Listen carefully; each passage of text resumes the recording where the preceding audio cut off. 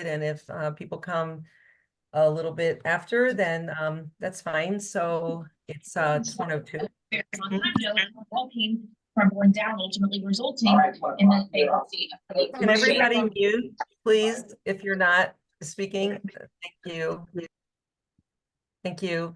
Okay, I want to welcome everybody to our annual Nursing Advisory Council meeting. It's really a pleasure to see everybody here. We have faculty and staff and administration and our community partners. So it's really an honor to all be together and a real privilege to have this opportunity to share ideas to enhance our connections and to enhance our education that we're giving to our nursing students. So we kind of have a schedule, and so I want to start out by introducing our interim provost, Dr. David Brower, who will welcome us. Good afternoon, everyone. Thank you, Dr. Levitt.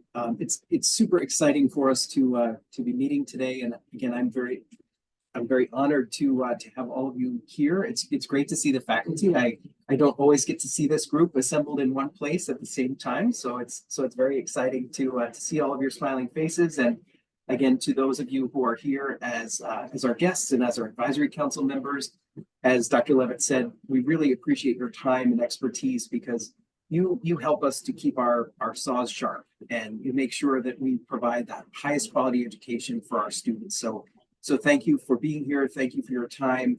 And I look forward to a robust conversation. So thanks again. Turn it back to you, Dr. Levitt.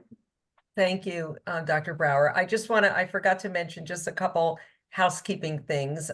If you could please mute while it's going on, unless you're speaking, so we eliminate the background noise. And yeah, we're probably going to go straight through without a break, because we have a busy agenda. But if you feel that you need a break, just go off video and then come back when you're refreshed. So we understand that sometimes people need to stretch and take a couple minutes off, but we're not going to take a break in the middle. We're going to go straight through. Okay, I'd like to now introduce the Dean of Nursing Arts and Sciences, Dr. Joyce Shim, to say a few words. Hello, everybody. I really want to call out to and shout out everybody's name here, but we'll do that at another time. But thank you for having me here. And I really thank those of you who prepare this meeting, and also want to echo the message of gratitude to our advisory council members for your time and your presence here. Really, your input and feedback do make our nursing program stronger. I will just end with just one thing that I usually repeat whenever I represent our new school. We call it SONES, the School of Nursing Arts and Sciences. I call our school the heart and soul of SUNY Delhi. Nursing to save and heal, and arts and sciences to learn, to be a change agent in wherever we go. And really, the classes that we teach as SONES is really the place where difficult but important topics are discussed, and the topics that are relevant to our time. So the power of this synergy and our possibilities and opportunities are just incredible.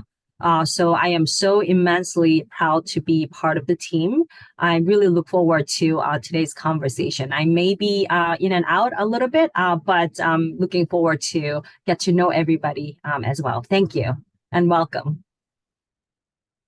Thank you, Dr. Shim. Okay, we're going to introduce now the advisory council members. I do realize that I introduce myself to people who might not know who I am. I'm Cheryl Levitt. I'm the Assistant Dean of the online programs, the BSN and the master's programs. And my other Assistant Dean, Cecilia Dakotas, we're going to be kind of co-sharing the moderating, and faculty are going to be participating. But first, we're going to introduce our advisory council members. We have 11 advisory council members. Some of them could not be here today, so I'm going to introduce the ones that I see, and then we'll see if hopefully I'm not missing. So we're going to start with Dr. Susan Oakes. If you could just wave so everyone knows who you are. Susan Oaks Ferrucci is the Chief Hospital Executive at Bassett Healthcare Network. So thank you very much for coming. We have Julie Hall. I saw Julie come. Let me see. Let's see, Julie. Hi, everybody. There she is. There you go. Okay. Hi, Julie. Julie is a Chief Nursing Officer at Bassett Hospital Network. Thank you for coming. And Jane Hamilton. Let's see. I saw Jane sign in. Hi, Jane. Jane is the nurse manager at Bassett. So we have a wonderful contingent from Bassett Hospital, and we're very grateful for that. I see the next one is Dr. Diana Mason. And Diana is the Senior Policy Service Professor at George Washington University, Program Director of the International Council of Nursing. And if I would continue to list all of Dr. Mason's titles, we would be here until the end of our meeting. So suffice it most to say that importantly, you're most- amazing. but most importantly, I'm heading up a community group to bring a federally qualified health center to Delaware County in the region of Western Ulster County. Yeah. Yay. Yay. We will mention that today further when we have our discussion. So we're really honored that you could be here with us, Dr. Mason. Okay, we have Avi Rosentalis, who is new to our board. Avi is the program manager of the substance use disorder and the opiate use disorder for the RCOR grant that we have with Margaretville Hospital. So can you give a shout out, Avi, a wave? Okay, and it's really been a pleasure working with Avi these past couple years on the grant, and we're really honored that you are joining our group. Let's see, is Dr. Charisse Taylor here? Let's see, do we see Charisse? I'm not sure if she made it yet. Okay, well, Dr. Charisse Taylor is new to our council as well. She is the Director of Nursing Programs at Sullivan County Community College. She's a Delhi alumna, and she's my former student. So it's really exciting for me to see a former student who is now a director of a nursing program at another college and has joined our council. We have Dawn Wrigley here. Dawn, hi. Dawn Wrigley is a division chair and professor at Columbia Green Community College. And we also have one of our faculty members, our adjunct faculty members, Marjorie Riley, also teaches at Columbia Green, and she's also our former student. The people who are not here, who are on the council, I'm going to mention their names so you know what the makeup is of our council. Roland Bojo Jr. is the President and Chief Nursing Officer at UHS Delaware Valley Hospital. Megan Deichler is the Executive Director of the Catskill Area Health Education Center, also known as AHEC. Dr. Jennifer Grigoli is a psychiatric nurse practitioner at Delaware County Behavioral Health, and she's a former Delhi faculty, both in the associate degree program and in our Bachelor's of Nursing online program. And Dr. Margaret Riley is the academic director of nursing at the CUNY School of Professional Studies downstate, and they couldn't be here today. So that is our illustrious Nursing Academic Council, and we're really honored to have you. I would also like to introduce, we have faculty and students here. So we're not going to name everyone by faculty. Everyone has their names on their Zoom, but what I would like to do is have everyone who is a faculty member, please wave so our council members know who you are. And these are a combination of full-time, part-time, online faculty, and pre-licensure faculty. So we are really blessed here in Delhi to have a fantastic faculty, committed, dedicated, and of the highest quality. I would like to introduce our staff. And so if you are staff in the associate degree or the BSN online or the MSN programs, please wave. We have advisors, practicum coordinator, we have writing tutor, we have Janice Hall, our administrative assistant / secretary. We have our, let's see, who did I leave out? I hope I didn't leave out anybody. We have from the pre-licensure program, I don't know if Kelly is here, Carino, but we have great staff that support us, and we're very lucky to have them. And we have some students here. So if you are one of our students, please wave. We have students representing us. We have Amanda and we have Andrew Blumenthal. Thank you very much. for presenting our graduate program, and I'm just looking to see. we have- Zachary Starr. He's from the Okay. pre-licensure program. Yep. Okay, welcome. And I see Charisse. Charisse, I introduced you right before you came, so give a wave. We're happy to see you here. Great to have you. Okay, so everybody's been introduced, and now what we're going to do is just have a brief video interlude to introduce you, because we have 5 new members on our council this year. And so we felt that it was important for you to learn about who we are. So Cecilia is going to show you a video that we put together that puts together our programs of the pre-licensure and the projects, some of the many projects that our online students do. So I'm going to mute while Cecilia takes over and shows you that video. I also want to give credit to Nancy Willow, our one of our amazing in-house videographers, also our advisor, who helped to create this video. Okay, hello everyone. I'm hoping you can see the YouTube. Someone tell me if you can't. And I'll get it started.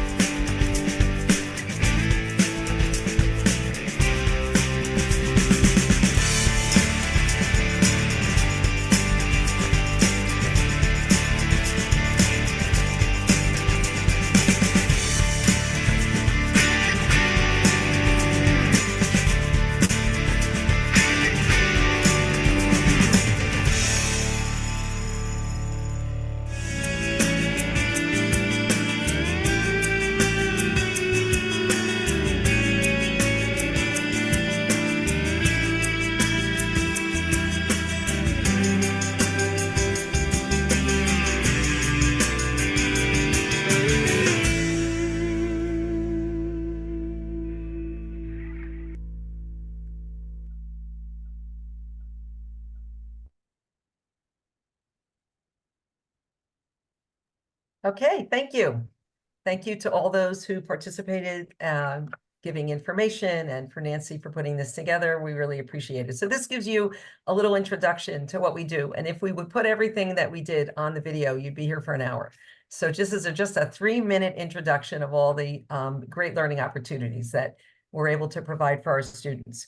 Okay, we're going to shift over now and have a short slide presentation on some program updates, and then we're going to get into the meat of the meeting, which is more about the discussions that we're having.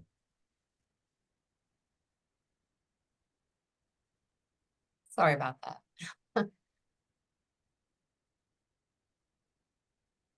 Okay, we're going to get to the top. Here we go.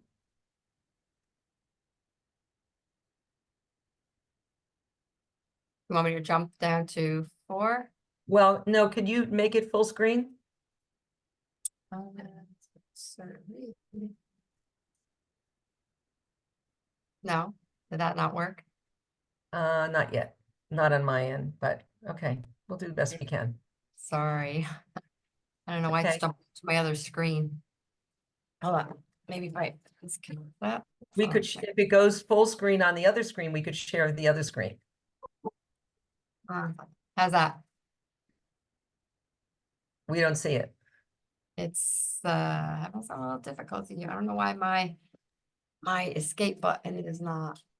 You know what? Wow. Maybe I could also put it up Sorry. if you. No, I got it. Sorry. We just had a.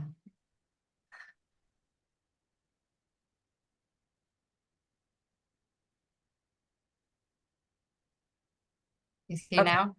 Yep, thank you. Okay, You're so everybody, welcome to this portion of our advisory council. Next slide.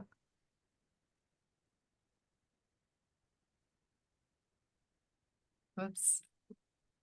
Okay, you've already met the administration and the leadership, Dr. Brower, Dr. Shim, and Cecilia and myself. Okay, keep going. Whoops. Oh. I don't know why it's making all kinds of crazy things on me. Sorry. It's okay. Why don't we just go to the third slide? Right. Okay. Here. You want to go back one slide, please? Okay. This is the list of our council members. We've introduced you. But for those of you, who may have come in late, these are our 11 council members currently. Okay. Next slide. We have currently we have 19 faculty across the nursing unit, 28 part-time faculty, 7 staff and one part-time, 7 full-time staff and 1 part-time staff. Okay. Okay, Cecilia, now you're on. It's doing really wacky things here, sorry. Well, all right. Hello, my name is Cecilia Dakotas. I am the Assistant Dean of the Pre-Licensure on Campus program. And I just want to welcome everyone on to today's meeting. Welcome to our advisory council members. Welcome to all our SUNY Delhi members and to our students. This is a great time for us to get together and to collaborate and to, share ideas and share information to help improve our program. So I'm going to start out with SUNY Delhi, our programs, our mission and vision. This one is actually the SUNY Delhi mission and vision. This is what we have posted in our website. And so we just follow that suit, and I'm going to jump over to our strategic planning. Did I just jump one too? Let me just see. No, I didn't. Okay. So this is our strategic planning process. This is where the institution states our goals are clearly linked to the mission and specifies how the institution fulfills its mission. It's basically guides our institutional and educational outcomes. And so you see there are 6 different themes that we follow. And this is our did I go the right way? Yep, this is our missions, values, and in our nursing program. And we align it with our SUNY Delhi institution's mission and vision values as well. I'm not going to read through it, so it's on the website, but I just wanted to go over some nursing program updates. First of all, Dr. Susan Dean, she was our School of Nursing Dean, retired this past August of 2023. And also we have, in doing so, we merged both the liberal arts and science and a nursing department to form what Dr. Shim said earlier is our School of Nursing Arts and Science, which we call ourselves a SONAS. So we do call our school the heart and soul of the institution. The Middle State Commission of Higher Education update. We had a recent site visit in February of 2024, and we are waiting for the report. So the report is pending. And also the RN to BSN ASIN accreditation site visit was in March of 2023, and everything went really well. Kudos to the bachelor's in online program. Everything turned out wonderful. And so we're going to be we're able to renew our program in the spring of 2031. And we've had some more nursing program updates. There are some grants that we're working on, and I'll let Cheryl take it away and talk about her grant, and I'll talk about my one for the program. Thank you, Cecilia. I see that Diana has a question. Diana Mason? Yes, thank you. I wondered if you're going to say more about moving the school from a school to being under another school, given the rationale for that, given that most programs that I know, when they're as successful as your school has been, they don't go that step. If anything, programs are moving from being under a larger school to being their own school. Are we going to talk about that, or can you say more about that? I can say more about it. If Dr. Shim wants to comment on that, we can do that. I'm not sure if I can't see because the screen is being shared, but Dr. Shim, are you still here? Do you want to comment about that? Sure. Yes. So I know that perhaps it was phrased in a different way, but the two schools, the School of Nursing and the School of Liberal Arts and Sciences, they merged together. So no school went underneath another school. So it was a true merge between the two schools.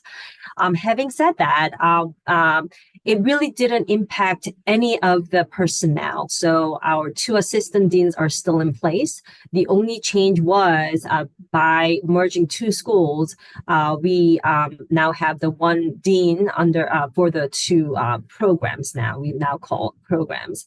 And we still maintain the chief nurse administrator's position, which is Dr. Cheryl Levitt. So it really does not really impact the nursing programs.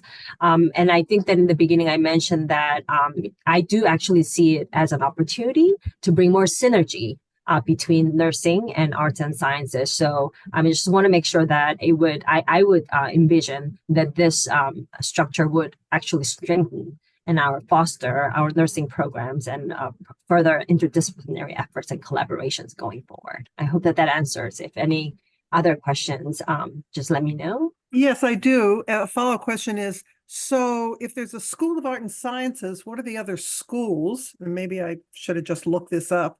What are the other schools? Are there no other science or arts programs outside of the School of Arts and Science? So we do have, Liberal Arts and Sciences, the school before the restructure, it is the school that usually houses, we do have the Arts and Sciences does have its own programs and degrees as well, such as applied communications, sustainability, both in and criminal justice for sure. And then also we do have SUNY mandated general education classes, and also natural sciences and social sciences classes. So when you're talking about biology, physics, all those classes are offered within Arts and Sciences.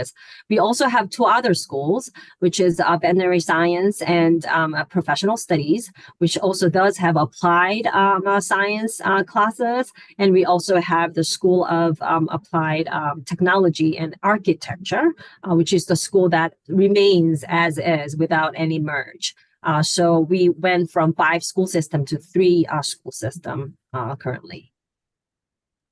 Dr. Brower, you have your hand up? Go ahead. Thank you so much. To build off what Dr. Shim mentioned, the predominant reason for the merger of the schools was for cost savings. Our institution is doing very well over the last 24 months, but despite the fact that we've we've had those successes. We wanted to continue the momentum in a positive direction financially. So again, when Dr. Dean retired and our provost departed the campus or departed the provost position, there was an opportunity for us to do some restructuring, and hence the reason going from 5 schools to 3. So it was predominantly driven financially. Thank you. Okay, thank you. Okay, so I'm just going to explain a couple things about some grants that we have to just give you a sense of some external funding that's been very, very helpful and supportive. We have had a SUNY BSN high needs grant for the last 2 years, which was to strengthen the program. And we have been able to have some really very nice benefits from that. We have some additional kinds of software that have helped into some different courses. We've been able to have funding for a graduate student be a student success coach. We had initially made some differences in our orientation course. We varied, instead of having simply a 7-week orientation course, we varied and had different modes of delivery with a self-paced model. And we actually, for the last couple of years, had some 1-day that we called boot camps, 1-day fully immersion, in order to seamlessly transition students from community colleges into the program. So the high needs nursing grant has been very, very helpful, and that's going to be ending in June. We have had a collaboration. We were part of, I believe, a 9-partner group, and we'll talk about this a little bit later when we do our topics. It's a HRSA grant for substance use disorder, opiate use disorder education with Margaretville Hospital. And that's when I introduced Avi Rosentalis on our council, he has been extremely instrumental in facilitating this grant. We introduced substance use disorder and opiate use disorder education in pretty heavy doses in all our practicum courses. So the students go through the physical assessment, the leadership, the population/community health course, and the senior practicum, with getting specifically targeted education in these areas. And we're in the process of arranging a micro-credential for those students who have completed those 4 courses in SUD/OUD education. And the purpose of this was to strengthen the entry-level practitioners into the community, as well as into acute care facilities, to have a greater knowledge. And that has been really successful, and it's sustainable because when the grant ends, and this is the final year, that education is in our program and it's staying, and it's been very highly successful with the student evaluations, and the faculty has been very positive about that. So that has been successful. I'm skipping down to the last one because Cecilia is going to speak about the SimLab in a minute. We just submitted together with Bassett Healthcare another HRSA grant to increase the geriatric workforce in the area, which for us would be rural areas. So that was submitted in February, and it's pending a response in July. And if that does, we are I believe the primary academic partner.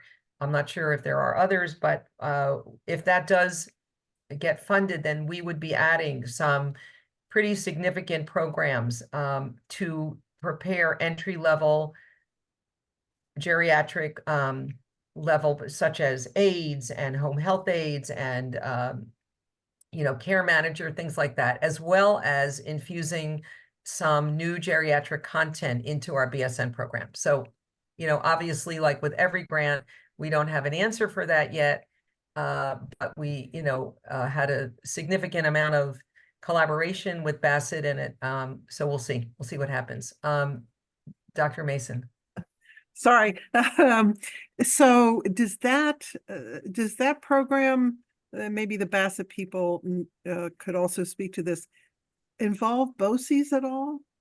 They have an aid program that we've been trying to bring to Delaware County, and I'm just wondering, this is great, and I'd love to have more information about it, particularly if you get the grant, and I hope you do.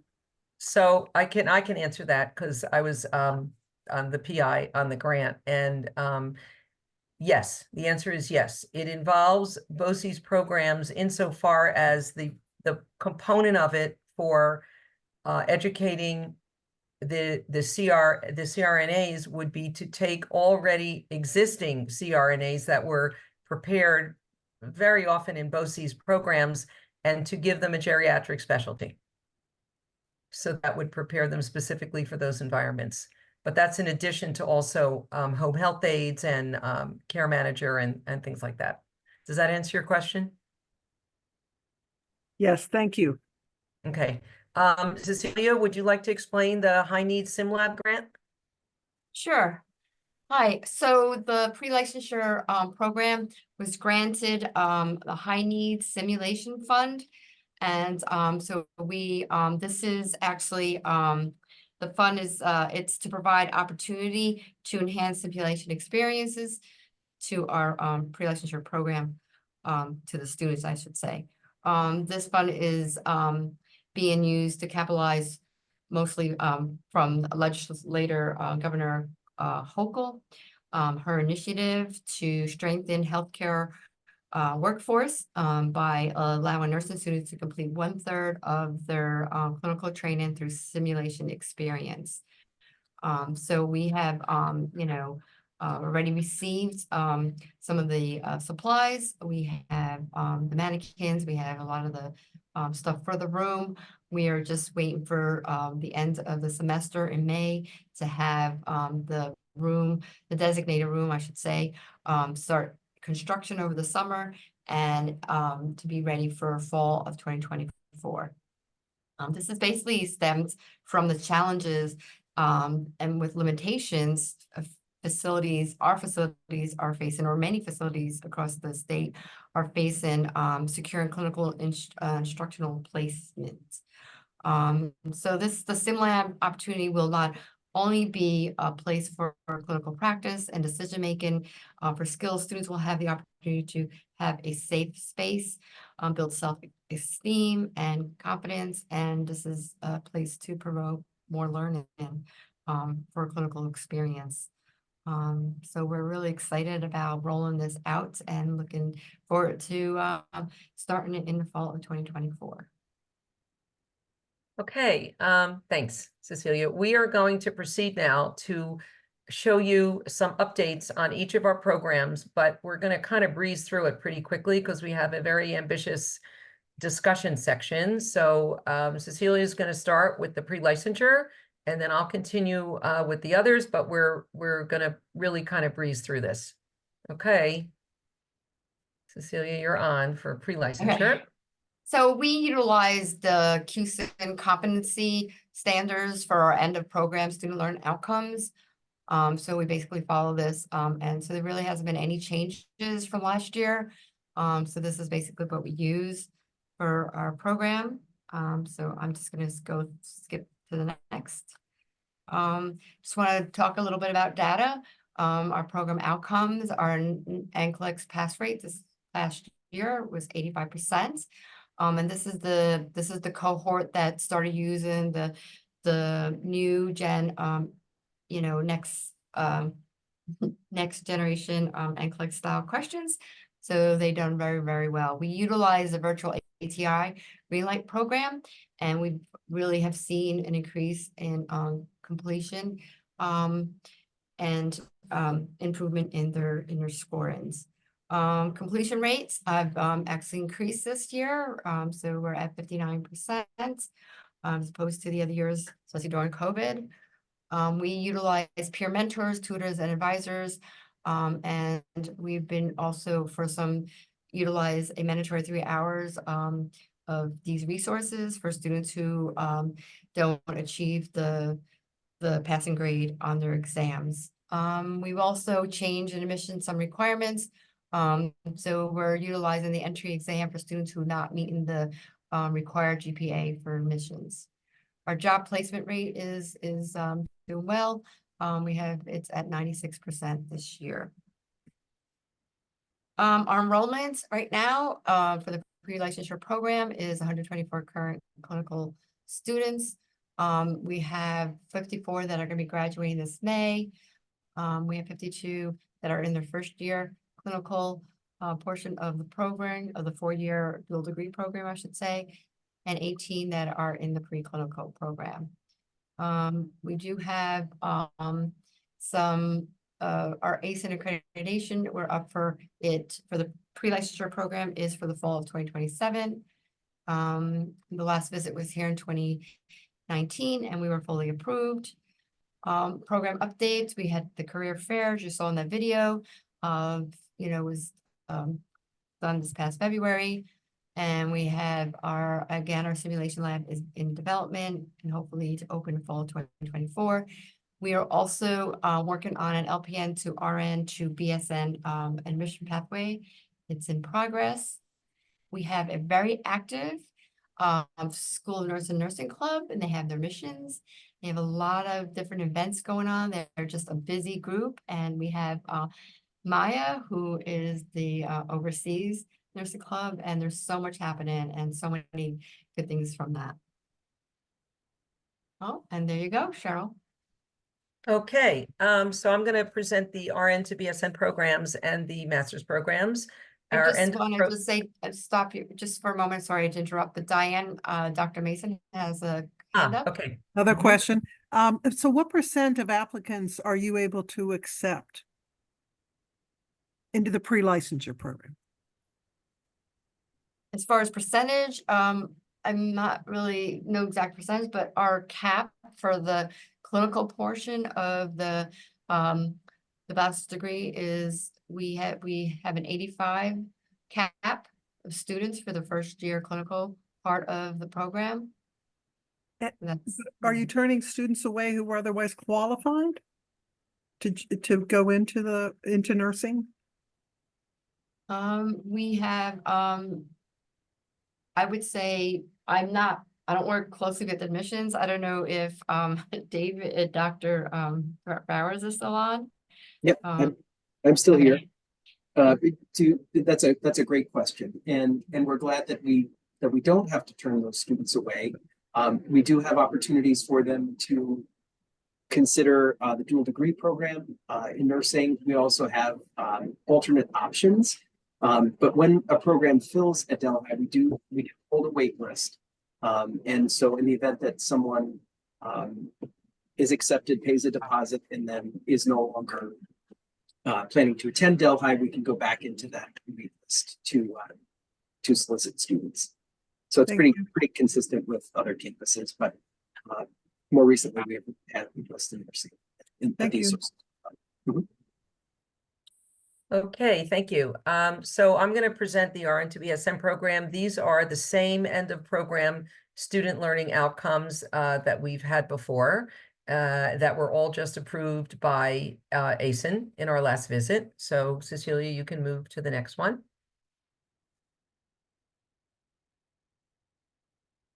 Okay, you can see here what our enrollment is. We had the full accreditation through spring of 31. In looking at our completion rates, I want to explain what the difference is. For all the years until this past year, we were doing 150% completion time, but ACEN changed their definition for completion time that was instituted in 2022. They went to 100%. And so that's why you can see that our numbers fell. So that kind of makes sense. We changed our estimated level of achievement to 50%, and we are just short of that. So when we have our annual SEP in May, we will discuss what is an achievable completion time. I mean, we're not much below that, but it definitely makes a difference to look at 100% completion time versus 150% completion time. CCNE, by the way, is still at 150%, but ACEN moved to 100%. Next slide. Okay, we have a couple things. We are going to be eliminating our orientation. We have a full 7-week orientation that's like a separate 3-credit course.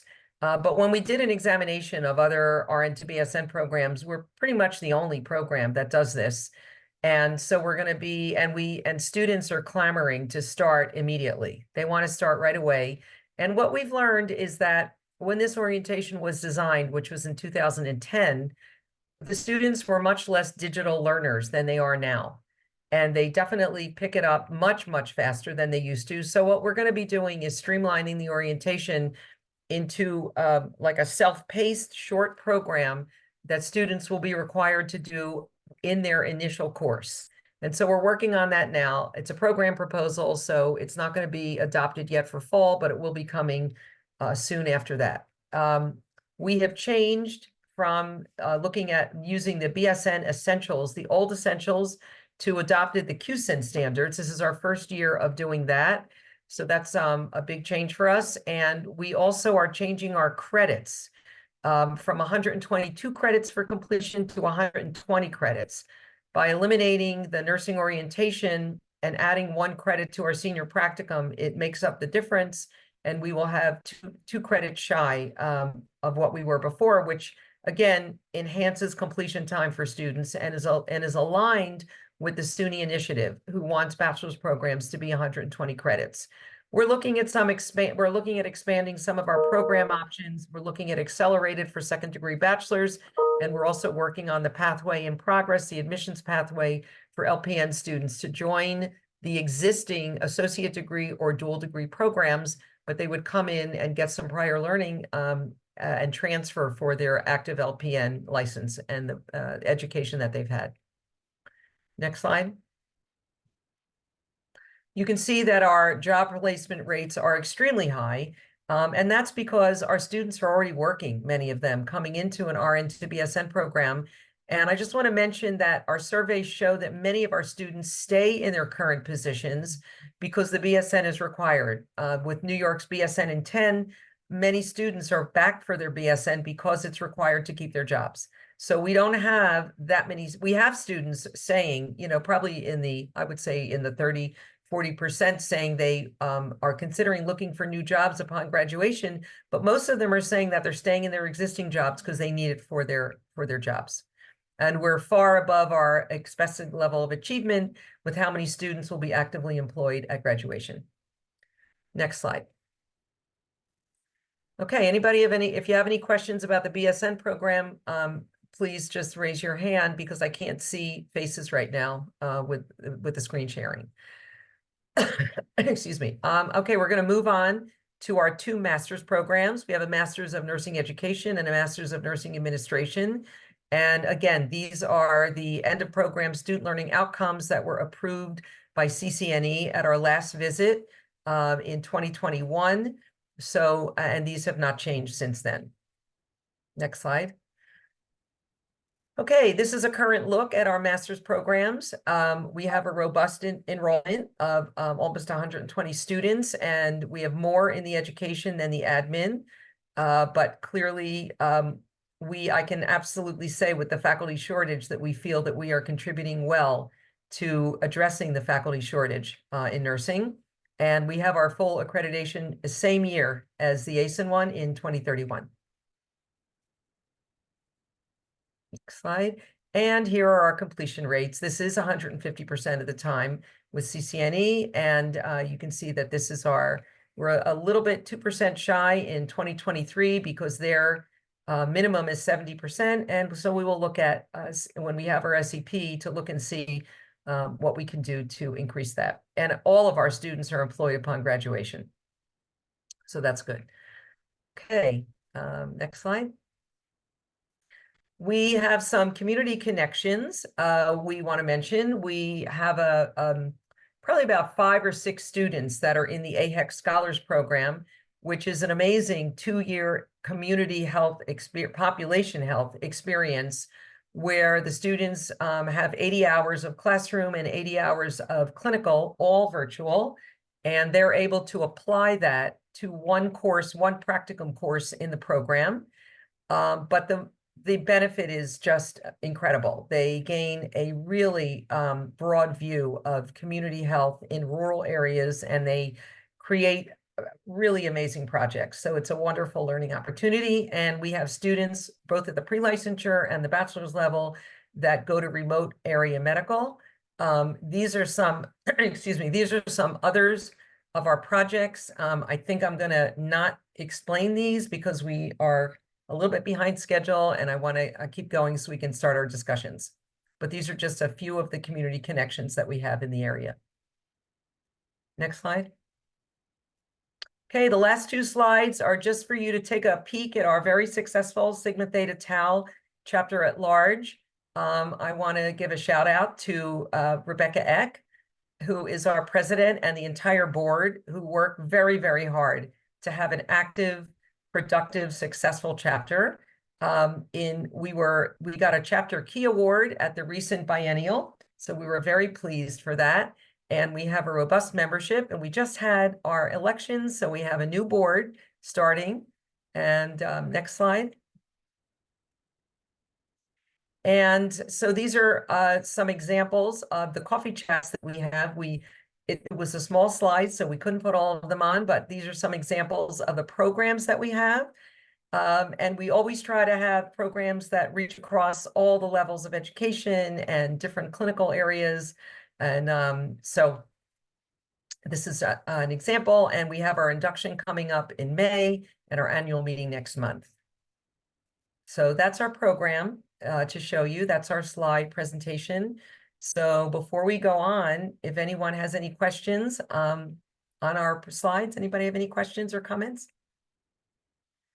Okay, so we're going to move on. This is a little bit different than other meetings that we've had in the past. The bulk of this meeting is going to be looking at certain topics because we feel that your time and your expertise is really what gives us the benefits that we have from our advisory council. And so we have 10 topics that are on our agenda. It's very ambitious. So we're going to be presenting them. But this year, what we're going to do is we have Cecilia and I are going to moderate a couple, but then the rest of them are going to be moderated by our wonderful faculty. So we're going to start out with Cecilia is first, and we're probably going to limit each one to about 7-8 minutes. But if some run over, then we'll have some less. We'll see how the discussion goes. So Cecilia, you're going to do the first one, and then we're not going to have any more slides. We're just going to talk for the rest of the meeting and share. So I'm going to mute now. Okay, hello.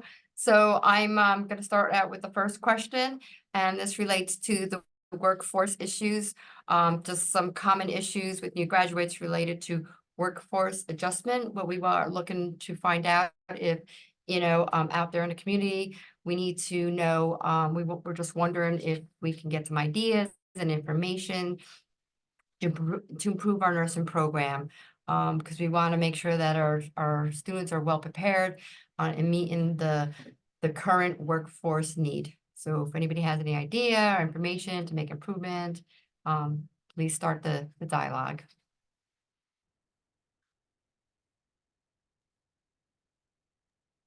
I'm happy to start. So I'm Julie Hall. I'm the Chief Nursing Officer of Bassett Medical Center. We employ many of the new graduates from the SUNY Delhi nursing program, both the ADN program and then also the BSN program. We also have other students, the Hartwick College also places some folks here, Mohawk Valley, and up a little bit more towards the Utica area. So we get a good kind of mix of new grads. And I will also say I'm a proud alumni from Delhi as well. But I will say that the Delhi students are very well prepared for the tasks at the bedside when they start their practice. So we're also PTAP designated here. So that is an ANCC designation for transition into practice. So that first year of a nurse's career, that transition from school to a long-term practice, it's a 12-month program. And every month they have modules in a cohort where they sit for 4 to 8 hours and they talk about, transition issues, speaking with physicians and difficult personalities and journaling and when your first patient dies or sometimes you have those situations that really kind of sit heavy with you. And so this cohort works together for the first year. I'm pleased to see the Delhi students really embracing the program. And also, like I said, their tasks are very good. I think I don't know if it's generational. I do see some surprise when they are asked to work every other weekend and holidays and overnights. I know it is one of those things, but I think that they're good at tasks. It is really about those softer skills that we're working on with them. Okay, thank you, Julie. That's very helpful. Thank you. And we appreciate the feedback. That's awesome. Thank you. Can I just ask, so you're getting both the AD and the RN to BSN? And- Yeah, so most of the times we get ADN and then they go back while they're working. And we help support that tuition. So, but we get both. You have some folks who would prefer to just go straight through and not work halfway through. And I understand that as well. So we get both. So I'd like to share, I'm the president and chief nursing officer at O'Connor Hospital. And so because we are part of Bassett and a critical access hospital, we obviously have a lot of nursing students that come to do their clinicals with us. And what we try to do in addition to the clinical practice is meet with leadership across the board so that they understand some of the other practice challenges that they might be, interested in. Not just the challenges, but opportunities that are out there. Clearly, O'Connor Hospital is smaller, but where in a critical access hospital, we do not have a lot of ancillary staff, such as respiratory or an IV team, or so they learn to do their phlebotomies, they learn to do EKGs. So the skill sets that they learn take them on to becoming a productive RN when they get out of school. We also see a lot of second career students that come through. And so I do agree with Julie that they are very well prepared, but like she said, the soft skills and, what it means to have the art of nursing and to continue your practice broader than just doing the tasks at hand. Thank you. Thank you for sharing. Appreciate Is it. I have a question of mentioning the soft skills, since both of you mentioned that. Is that something that you feel should be incorporated, for example, in one of our ending courses in the BSN program? Do you think that that would be valuable to discuss? Well, it's not only about what you're doing, the task parts of your job, but to look at that. Do you think that that would be something that we should look at integrating into our curriculum? I think that would be helpful because, they're expected to interact with social work staff, nutrition services, all of the different entities, because as we know, the patients that come to the hospital, they are more and more complicated with multiple, not only comorbidities, but other outside family challenges. So I think that, we used to look at a typical pulmonary patient and think, okay, we just need to tune them up and move them on. But, their housing might be an issue. They might live alone. So I think that, helping transition into practice probably is the best way to put it, and to understand what it's like to work in a multidisciplinary team. Yeah, I don't know if you need to do a class, but like maybe a seminar, right? And the other thing too, it's hard for me to tell right now how much of this is still on the coattails of COVID, right? So during that time frame, clinicals were not the same, right? They were all simulated. They arrived to us afraid to touch people.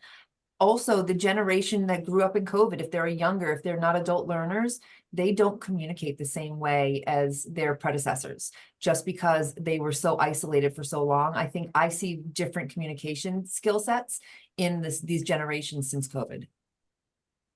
It's very true. Thank you. Yep. I think not Thank to, you.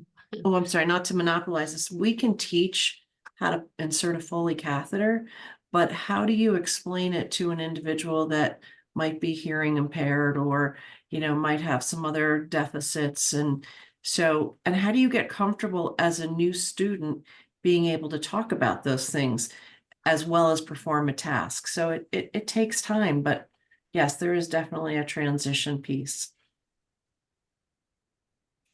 Thank you.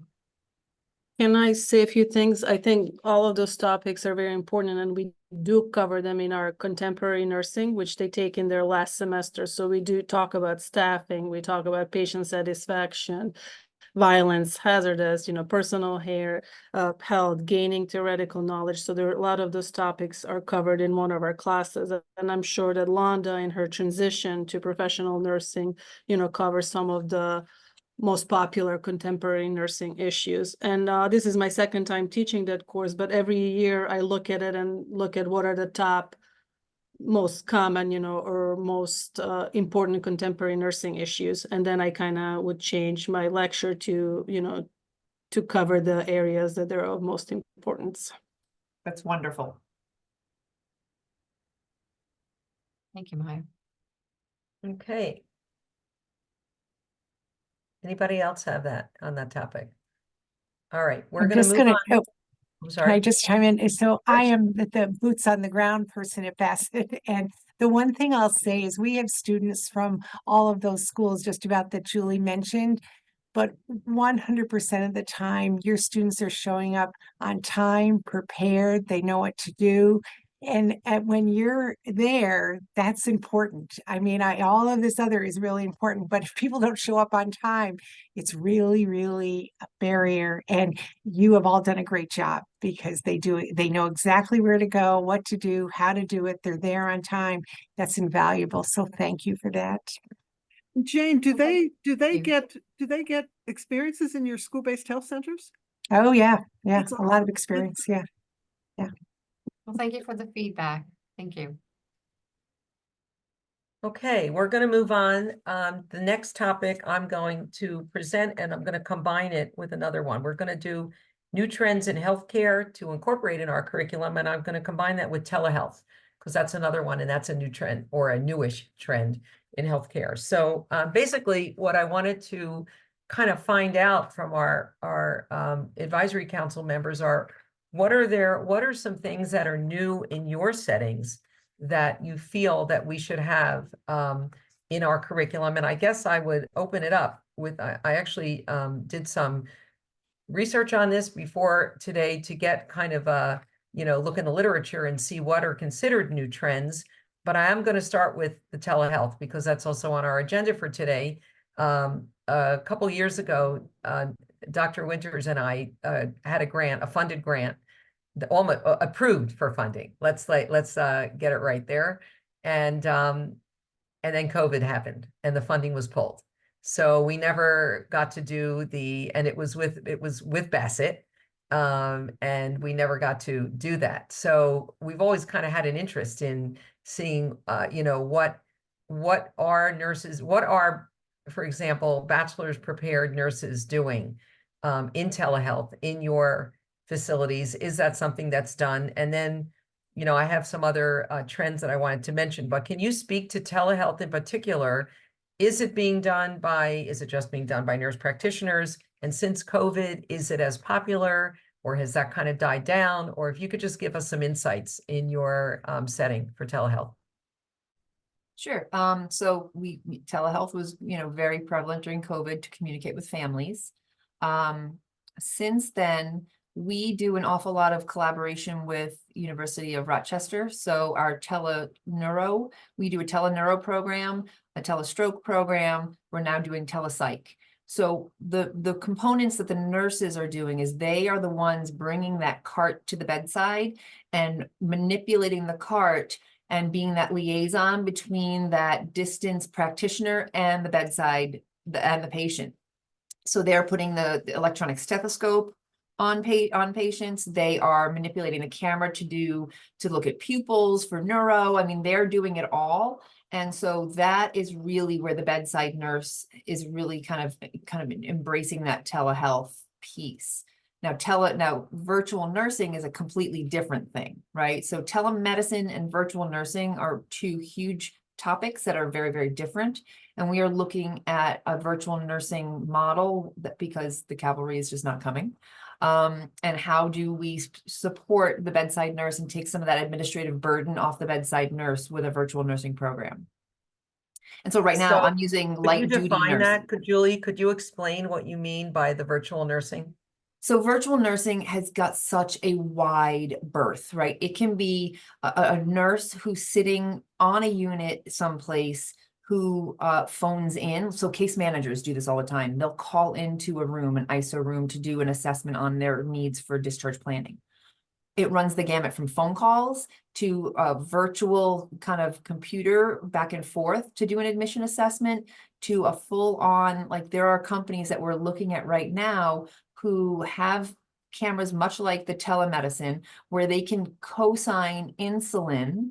Think about the insulin needles and how, that one unit looks. They can co-sign insulin administration so that you don't have to pull your neighbor nurse out away from the bedside. So they're reducing the administrative burden off of the bedside nurse so that bedside nurse can do physical tasks. So it runs the gamut. Okay, and just to be clear, just to clarify, because I want to mention, I just want to go back to the telehealth, that this was the grant that we did. This was going to be what we were going to be practicing with our Yeah. students.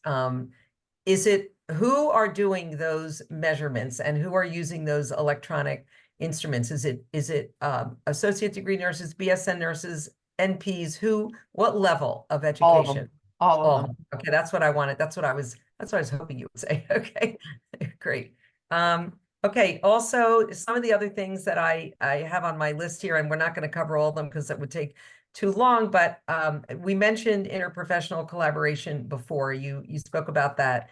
And we all know about, having cultural diversity, genomics and personalized medicine. I'm not sure if that's something that has hit your healthcare environments yet. And we'll throw in with that, we'll put in also, it's not exactly connected, but quality improvement projects as well. So can you speak to how we already have QI in our curriculum. What do you think about putting in, the things such as that, personalized medicine, genomics? We already have, we are just buying a program now as part of the High Needs Grant for interprofessional collaboration. So we're good with that. We're going to be good with that.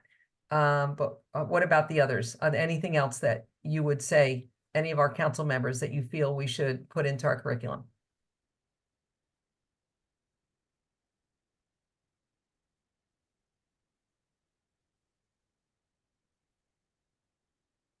I mean, I think for me, it's really, like Sue was saying, the social determinants of health is such an indicator of outcomes that sometimes it's way more important than the actual physical medical piece of care for a patient.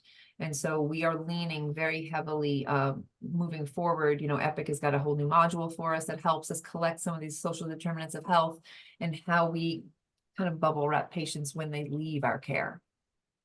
Mm-hmm. Okay, I also want to just mention that I think one of the slides in the slide presentation was on our global health course at our master's level, which is also very heavy in social determinants of health. And Dr. Murphy has done an amazing job with infusing that into the curriculum. And we also have the SDH in our bachelor's program as well. I think we're going to continue onward so that we can continue looking at.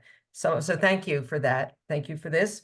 Next up is Bridget with new graduate transition. So I want to introduce Bridget Finn-McGuire from our pre-licensure program.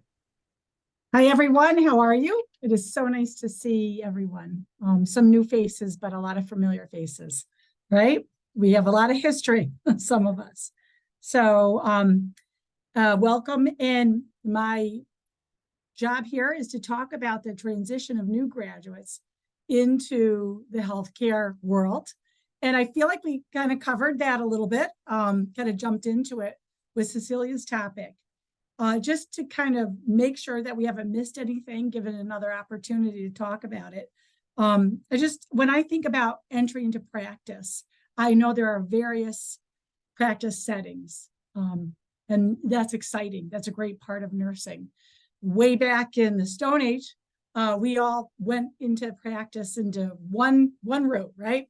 We graduated, went to med-surg, we got those couple of years, and then we looked into other things. But that's a different world now, and we know that, we accept it, and it's exciting. And it is part of what draws some people into our profession, so let's embrace it. That being said, there's still the standards of we have to meet the NCLEX pass rates. We still want our performance in the clinical settings to be to be not just adequate, but we want it to be more than just a competent, but, you know, really meet your needs.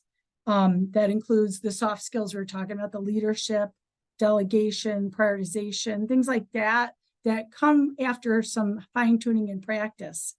But we really, the continuity of care from inpatient to outpatient and so on. So I guess that, including being a compassionate practitioner, what is it that you're seeing that if you know, boy, if we could only have, you know, this fine-tuned or a little more experience in that, what is it that you're feeling or experiencing? I can say that I'm with the students every week in a very specialty area. And a few years ago, we wouldn't have seen people enter into that, right? They would have had to do some med-surg time, but now I see students coming right out of school after their NCLEX into that specialty area. I've taken that into mind when I teach in my class now. You know, what is it that I want to make sure that they know if they're going to enter into that? So that being said, I'm going to open the floor to my colleagues here, and you know, Julie, any of you who have anything to say in regards to that. So can I just ask, I'm picking up on that for Julie and others. To what extent do you see the students coming able to do self-care? I think from what I understand, everyone from SUNY, Bridget and Cheryl, you do some work with self-care, and these days with the clinician well-being taking center stage, I'm interested in what your sense is of whether they have some skills for self-care. So you're asking me, or you're asking Julie, does she see that? I tell you, I see better self-care practices in the newer grads than I see in nurses who are at the bedside right now. I think it's a little bit of a generational thing, but they are taking very good care of themselves. I can't tell you how many new grads who are in their 20s want to work per diem. No, but they want to work when they want to work. They don't call me on my day off. I don't want to work overtime. I mean, it is really, I'm proud of them. I wish I need to take a note from them. Gone are the days where working yourself to the bone is celebrated, right? The new generation is really very good at self-care. My kids included. Do you see, or do you hear from your nurse managers, Julie, that on specialty units, whether it be ICU, special care, maternity site, do you hear that nurse managers are saying there's a lack of skill of some sort? I think there's that mentality of everybody should start on med-surg. I mean, I think I heard it this morning. So I do a breakfast once a month with 10 nurses, and I invite them, to have breakfast with me just to talk. And 3 of them this morning were in practice under 1 year. And one is an OB, one is in the special care unit, and one is in the PACU, right? Back in the day, you had to work med-surg for 2 or 3 years before you could even think about going into those specialties. But that's not where we are as a profession. And so what we do is, instead of a 3-month orientation, it's a 6-month orientation. It is very expensive to orient a new grad nurse into a specialty area. When you think about, a 3-month orientation costs us about $70,000 a year, to do that with that nurse. 6 months. So it's probably close to double, but if it's going to chase somebody away from our profession to not go into a specialty, if you were born to be an L&D nurse, then to put you in med-surg, it's almost like hazing, like torture. If we can teach you those skills to be a really good L&D nurse, and that's what you want to be, then I support that. And I think our managers do too. We want nurses to be happy to come to work. We want them to feel like what they're doing is making a difference and that it's fulfilling to them. And if it means that they go straight into a specialty, I think the right personality can do that. I don't want to leave anybody out, but I just want to ask Susan also, because you're over at O'Connor and I'm so familiar with O'Connor.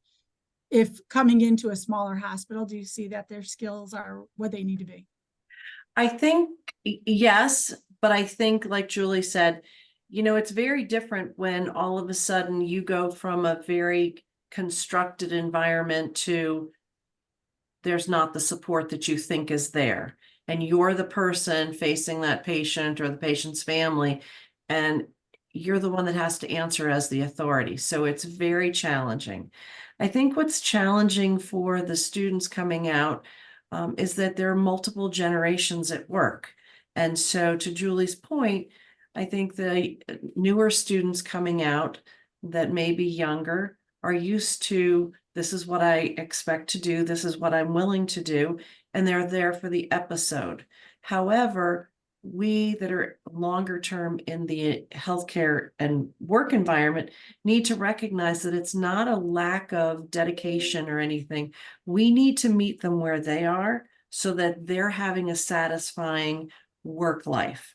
And trying to manage several different generations is a challenge. So I think, to have those honest conversations while they're still in school, to understand you're going to meet different people and you need to figure out how to get along for that period of time for work and develop those relationships.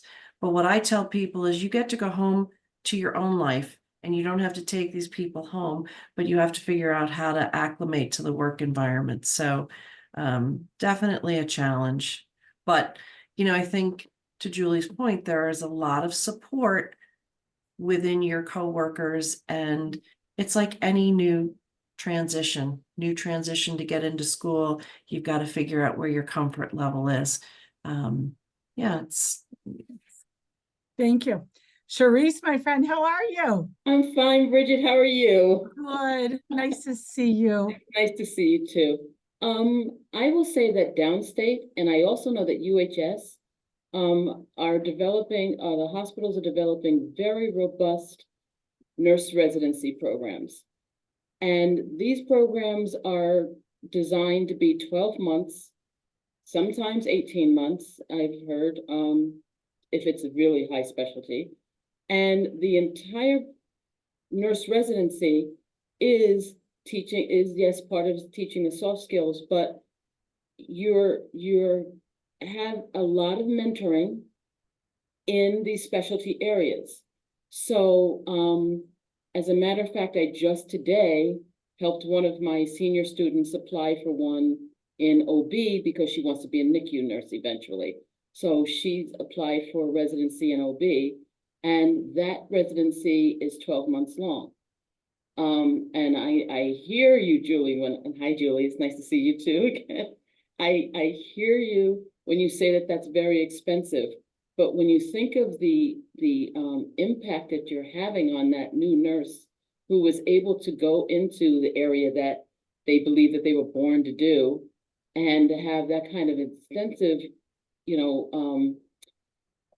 mentorship. So they're learning. And now some other residencies, I know that at UHS, because I have some students who've already been hired at UHS, their residency, they do rotations so that you can find what your area is, or you can be just in that area. It's, like it is new. It's different from when I started. It's different from when most of you started, but it's a way to get people not only acclimated to the knowledge base that they need, but to work on those soft skills, as Susan and Julie have been saying, that you need to function. Thank you. I appreciate that thought because the emergency department, it's a 1-year orientation for a new grad. And so one of the benefits that we have at Bassett is that we can hire into the smaller hospitals, but we transition them and they practice at the medical center. They go to Fox Hospital to get the experience, and then they're able to come back to, if it's an O'Connor Hospital or a Cobleskill, or even if they want to transition to the medical center. So there is that built-in support, but it's a 1-year training program, and it's beneficial. Thank you. Avi? Avi? Yeah, and then we're going to move on to the next topic because we have some other topics to explore. Great, I'll try to be brief. And this might be a bridge to the last topic around elements that are missing. I'm putting on my hat as a holistic health clinician for 10 years and just wanted to say, many people are at home self-medicating, have lack of access to healthcare. People are turning to the internet and they are relying on complementary sources of medicine, which is my specialty and background, and a struggle that I often encountered with nurses and doctors is the twofold: don't mess with that stuff because it's so potent it could kill you, or it doesn't work at all, right? And so when I think about skills and access that nurses in training might need to have is about how to work with complementary medicine so that people aren't shutting down patient self-empowerment, but are knowledgeable enough about pharmacokinetics and dynamics to help actually inform conversations about contraindications while supporting patient choice and empowerment. So I don't know how much education you all currently do around the different modalities that a lot of people are utilizing and being scammed at, because it's $1 billion a year, like $11 billion a year industry. Just wanting to throw that out there because it'd be great to see more of that built into training programs.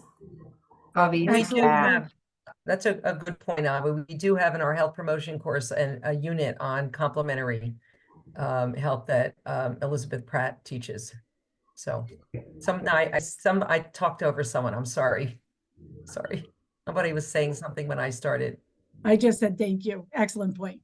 It's a great point. It's a gap. We do not do that well. We do not do that well as an industry, I don't think, and especially in rural settings where we really don't, we just might not have the expertise at the bedside. And Avi, if you wanted to do something as like a pilot here or something, I would love to do that because we need to embrace that a little bit more than we do. Yeah, I would love to connect with anybody. This is my passion. I've been hoping to figure out how to bridge this gap, especially in rural areas, so we can connect. Okay, we're going to go out of order a little bit. We were going to do AI next, but we're going to switch into practice roles because we're talking about practice right now. So Maya Kirsten from our pre-licensure program and Beth Boyd, who teaches in the bachelor's and the master's, are going to just briefly talk about what kinds of leadership skills are do you expect from our new graduates? Hi, everybody. Good to see. I asked Cheryl to step in and put us in since we already covered half of the things that Beth and I were talking about. And I think we can debate the nurses' graduate readiness for practice, forever, and we'll never, be satisfied with the answers. But we want to focus on the leadership skills. So what we're seeing is, and you guys mentioned that, it always had to be to move on into leadership role, you had to earn it, right? You had to have your years of experience. You had to put in the time at med-surg and then transition. But what we are seeing with our new Gen Z nurses, should I call them, they're very ambitious and they're very driven, right? They're highly motivated, highly educated. Now, this is not the case for all of them, but good majority are very driven, right? So they go straight to specialty units. And I agree with Julie, if you're meant to do that unit, go ahead. We don't want to waste your time doing something that you don't want. However, they're also driven to make a huge impact. They're driven for growth and development. So even though they're not ready, if we look at the banner novice to expert, right? You don't become expert probably within 5 years or maybe more than 3 years. However, we see that our graduates are assuming leadership roles.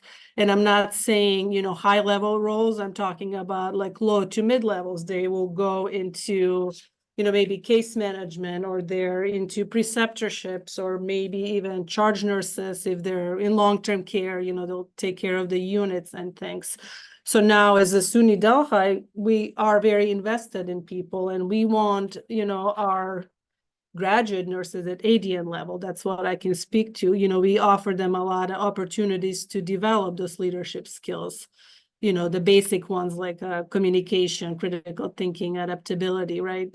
Time management, professionalism. And I cover a lot of topics that you brought up into my contemporary nursing. So I'm happy to hear that at least we are talking about the issues in nursing, and that we're, covering relevant topics. And our opportunities, we allow them to, simulation lab, skills lab, community projects, involvement with organization on campus, so they can take leadership roles as a presidents or vice presidents. They can develop budgets, do fundraisers. We do have something during clinical as they're advocating. We give them clinical experience, so they learn the collaboration in different disciplines. So many more, which I won't take time from you. So we want to know, while we're preparing them to have those soft skills and clinical skills, so they're ready to work at the bedside, how do we meet the needs that they are going into those leadership roles very early in their career? So what can we do from the ADN program? So that is my question, but I'll have Beth cover. And Beth, I can share the PowerPoint if you want. I just That's didn't okay. I can want. speak without the part, but we had we put together a short one. But Diana, before I mention what we do in RN to BSN and MS, would you like to speak? No, go ahead, speak first. Oh, okay. Hi, I'm Beth Boyd, and I teach a leadership course in the RN to BSN as well as the MS program. And I just want to take 1 second to tell you what we do teach to see what we may be missing out on. Because to add to what Maya said, I also know that in reality, some of our BSN or MS prepared nurses are in charge roles because they're the most senior, even if they've only been there for 6 months. So we want to make sure, you're right, in nursing, we try to prepare everybody for every role that we possibly can, the best we can. So very quickly, we go through in the BSN preparation, the leadership, management, human resource, delegation, diversity, conflict management, and we even have a great substance use disorder case analysis that we utilize, strategic planning, budget principles, quality improvement project that we have our students participate. And we also have them look at webinars on accountability and managing projects, etc. Our master's prepared leadership course prepares the administration nurse for like higher level, the interprofessional collaborative practice, developing presentations, reflection, virtual interviews we even have them participate in. So they have some of those skill sets. We also have them work with an administrator, so aware of the multifaceted role that the administrators have and the many diverse situations that they're placed in. So if there's any recommendations, as Maya mentioned, whether it's our pre-licensure prepared nurses, as well as our RN to BSN or our masters in administration, because I know that quite frequently they're asked to, again, be in charge of our complex healthcare environment quite quickly. So if I could, I'll lead off. So Sigma has a new document out about competencies for nurse leaders for leadership in nursing. And I think it's worth taking a look at that and tracking whether you've got those competencies covered. Now, the one issue that I have with their competencies is they do speak about communication, but I think we have to move, particularly at the graduate level, I think we have to move on from just straight ahead communication to being strategic with our communication and really work on those strategic communication skills. How do you communicate with a specific audience and how that communication may be different on the same topic with a different audience? The other thing has to do with some media competencies. Now, some of these younger nurses are probably more competent than I am. I'm having major computer problems these days. But the idea that their patients are using media, they are using, finding sources that sometimes are appalling to me that even my family members use. So how do you deal with, in this information age, the kind of sources, what are credible sources? How do you deal with, I think, patients who are getting misinformation? I think having some discussion of that, even at an undergraduate level, I think is worthwhile these days, because patients are really different, coming in differently and have different expectations than when I was a practicing nurse. Thank you.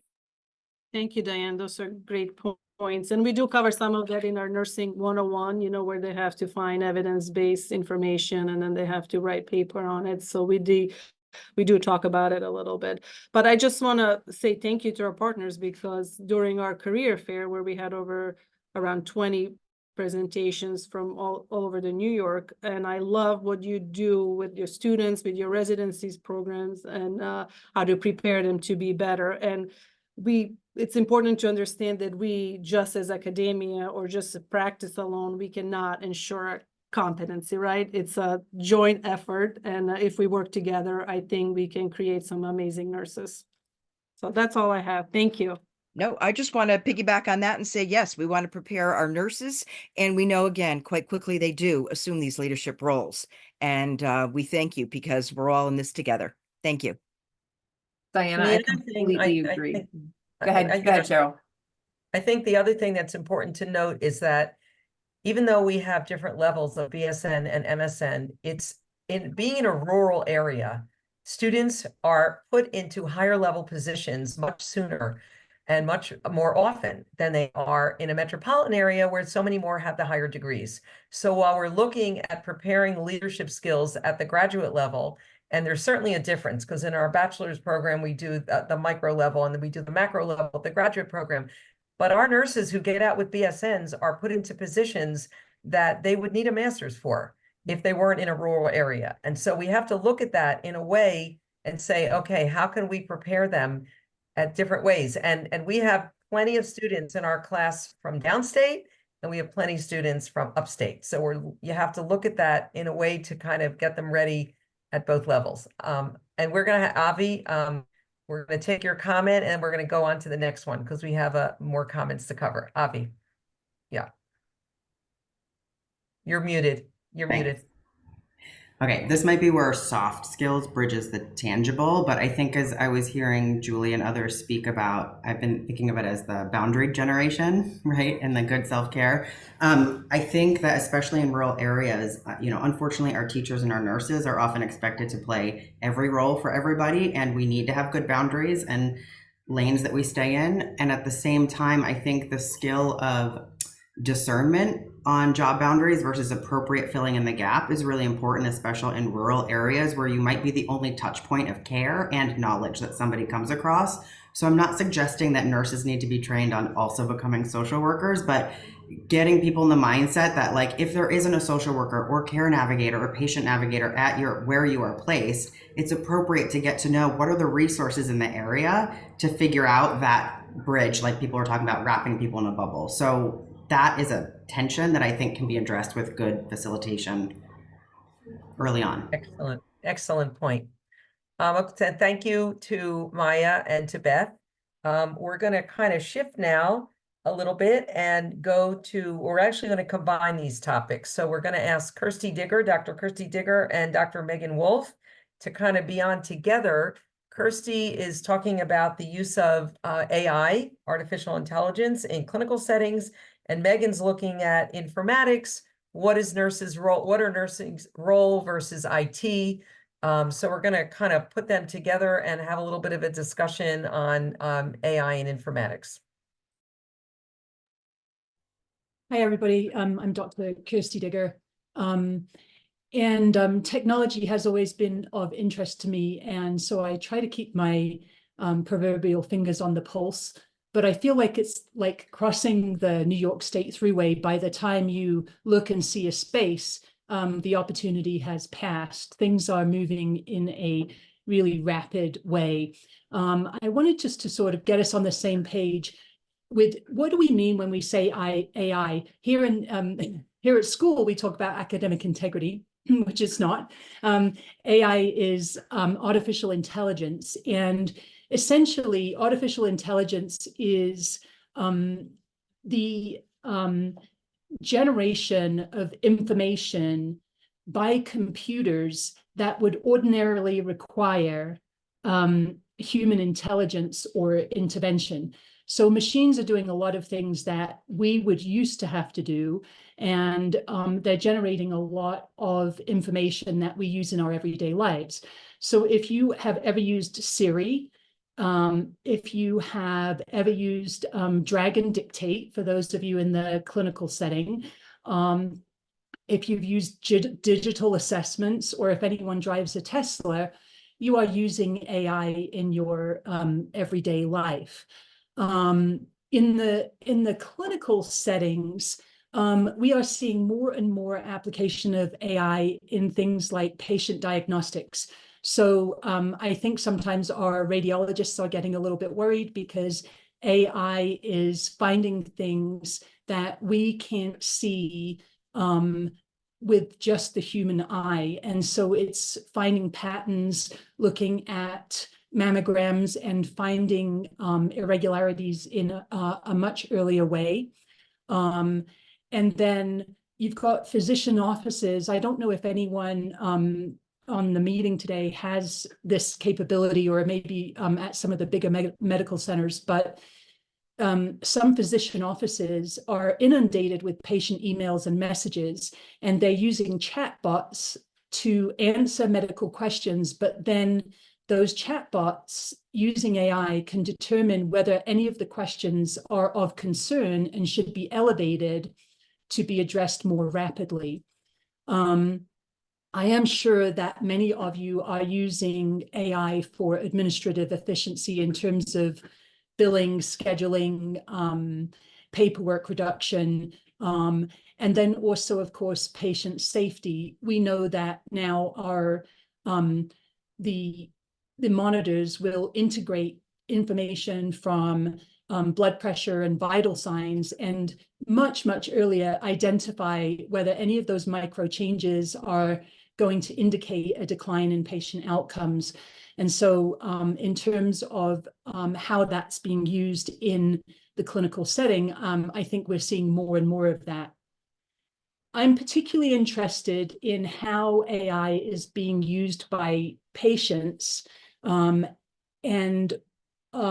There's this, we could have the whole 2 hours of our meeting, given over to this, but I'll just share a couple of things with you. There is, if you're interested in AI in healthcare, there is this guy, his name is Dr. Bertalan Mesko, M-E-S-K-O. He calls himself the medical futurist. He does some excellent live streaming events where you can ask questions, and he puts out a lot of documents and also blog information. And he's really a great source of information. So for example, things that you might see on the horizon, personalized teaching videos for patients and staff that are created in a 5-minute window. And we were talking a little bit about personalized medicine before. Elon Musk has involvement in a company called Neuralink, and Neuralink just implanted a chip in the brain of a guy who has a cervical spinal cord injury. And he is now playing chess by just thinking about how he wants to move the chess pieces on the computer, so that wirelessly communicates with the computer. And UCLA is in the process of developing a patch that is flexible, that will go on the throat of people that have no vocal cords, and uses AI to integrate the muscle movements and produce speech for that person with a little flexible patch on their throat. So, and then probably what we're going to see more rapidly would be things like e-skin patches for monitoring wound healing, which is great if we can not just rely on our eyes, but we get actual information that we can interpret and see how our patients are responding. So I don't know if any of you are using AI or in your systems within the hospital, or you're seeing any patients using AI, but it's so rapidly changing. It's very difficult to keep tabs on what's happening out there. So as far as clinicians, Epic is working very closely with clinicians across the country to do those chatbots with approval from the practitioner before that goes back out. And so that kind of functionality for Epic, and our system uses Epic. Most of our systems do. And I think that's coming for practitioners. But I think from the nursing perspective is really about efficiency and machine learning to see how we can be a little bit more efficient in the care that we're giving. We are woefully behind, I think, from a nursing perspective using AI. And I know that we have a chief nurse informaticist, Dan Patzik, who's newish to our organization and to our system, and we're working on that this year. So more to come, but we are not right there yet. I think also the financial aspects are, immense. I mean, we're all trying to figure out how to do more with less. Right. I'm in practice myself as a nurse practitioner, and that's always on our minds. How can we improve efficiency? Something was ordered for a patient yesterday, and they called and said, that's $163. What can you do less? And it would be nice to have that kind of information at my fingertips when I order meds for patients. So I think AI would be useful in that realm too. Charisse, you have your hand up? In terms of AI for nurses at both the ADN and BSN level, I think it's more the old stuff that we need to get our students to understand. Something as simple as insulin pumps. Insulin pumps and CGMs, every time you go into the hospital, it has to be taken off because nobody knows what it does. Nobody knows how it works. And that's so old, that technology, I mean, that's AI, but it is so old that it's embarrassing to me as the director of nursing when my daughter has to go in the hospital and has to remove it because the nurses say, what's that? Or they think it's an iPad, an iPod. So what I am trying to do in my program, and I would encourage in yours, is to, while the new stuff is exciting, and I love it too, Kristen, I think we should also look at what our patient population most likely has, and then teach our nurses how to recognize it, how to use it, and how to be comfortable with that technology, which is AI, so that as the new stuff comes out, it's not just the informatics that you get from Epic, which has taken over all of our lives, frankly, but it's also the things that our patients are using today. And we need to have them comfortable with it. Yeah, I mean, I think that's a great point. And pumps have been around for really quite a long time, but they're doing much more significant adjustments in insulin delivery using feedback from the glucometers and CGMs. So I do think that that's a really valid point.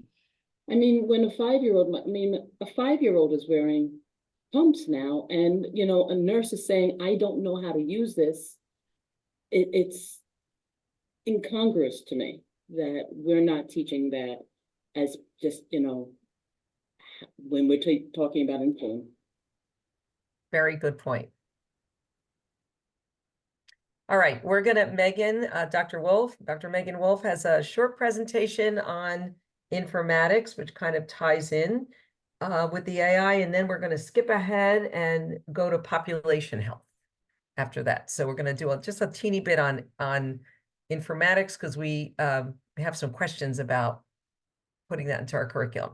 Go ahead. Yeah, really more questions than a presentation. I mean, so last week I had to tell a student that I was literally born in another century, and it burns that it was true, because that hurts. Part of our role as faculty is to keep appropriately preparing nurses in this hugely changing landscape, and informatics is part of that now. And it's evolved a lot in just the time since I've been a nurse. I remember paper charting, I remember redlining through charts. And we want to continue to prepare nurses to be prepared to work more synergistically with all the technologies that are out there now. So my main question for all of you is, what's the involvement of staff nurses within clinical informatics in your various institutions so that we can keep preparing them for these roles?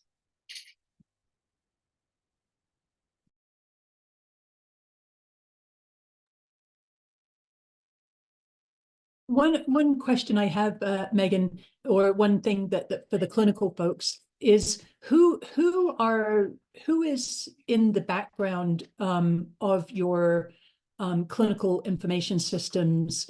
Is that nurses who have been clinically active and then they've moved into IT roles, or are those IT people specifically? The nurse informaticist role was huge to start with a few years ago, but it seems like there's less engagement of nurses except for training. It doesn't seem there's as much input from nurses. And so I think we often have this discussion about what is the role of the nurse informaticist, and is it as prevalent as it was when we first started. I mean, I can remember using Cerner when it first came out and teaching nurses about Cerner when it first came out, but it seems we've so rapidly moved beyond that. So who are in those roles in your institutions? So we clearly have subject matter experts who are within the IT department, but we have nurses that have also transitioned. And like Julie said, through the network, we have a new nurse informaticist. But in addition to that, our frontline staff, who are the end users, are involved in some of the clinical Epic upgrades or things like that. So it's really collaborative as well as with the physicians. So I'd have to say it's a team approach. So are they part of like task groups and workforces, or like small committee meetings designed to, like, you know, build changes with an Epic or workflows and template design and anything like that?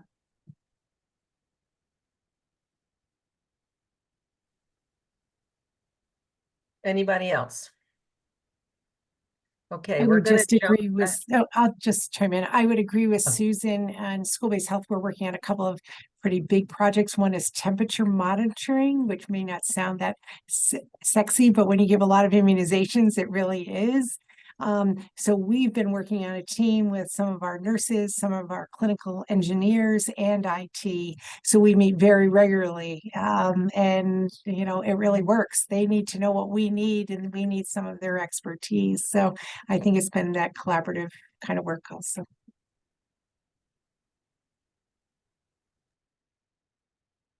Okay, thanks, Jane. We're going to jump ahead to population health with Lori Shafardani and Marguerite Goulet.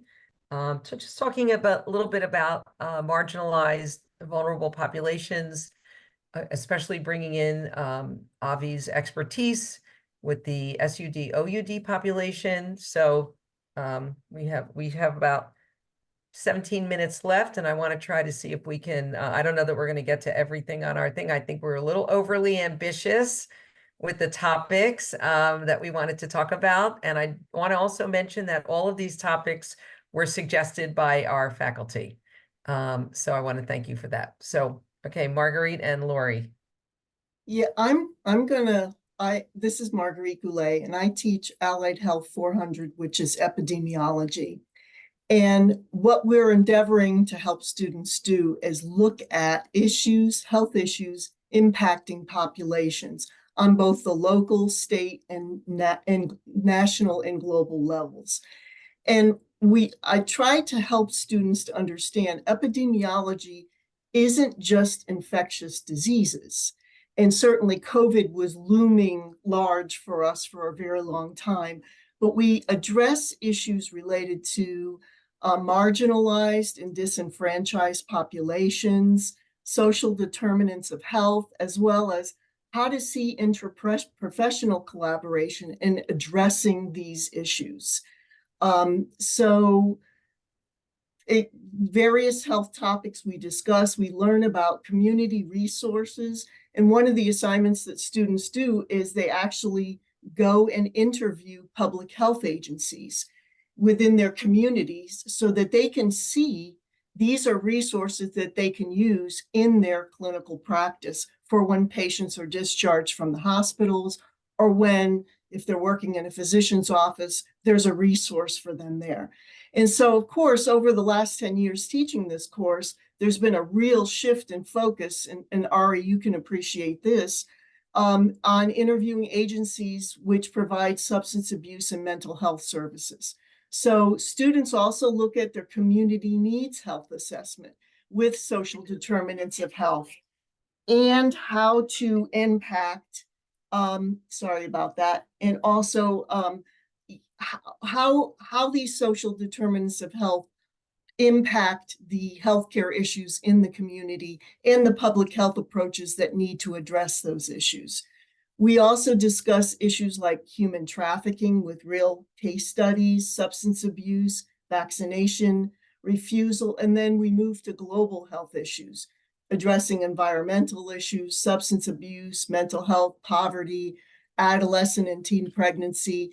And students learn that this not is just infectious diseases, it's also chronic diseases as well. And they take that course before they take Lori's course, which is population health, and she's going to go over that. Thanks, Marguerite. Hi, everybody. Lori Schaffidoni. I teach in the RN to BSN program. I'm also a board certified nurse practitioner, specializing in women's health. My doctoral work was on the LGBTQ population and health disparities specific to transgender healthcare.